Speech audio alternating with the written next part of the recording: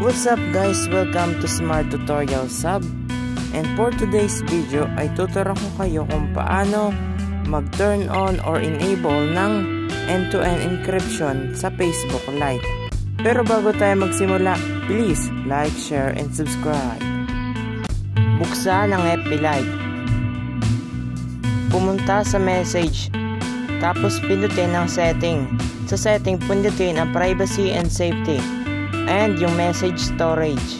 Message storage ay i-turn on ang security storage. So bago pala ma-turn on, ay kailangan mag-create ng PIN na matatandaan mo at hindi mahuhulaan ng iba for your privacy and safety.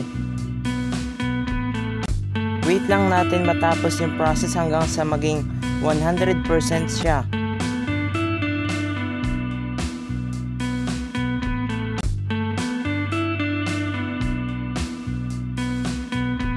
So yun, na-turn on na natin ang end-to-end encryption.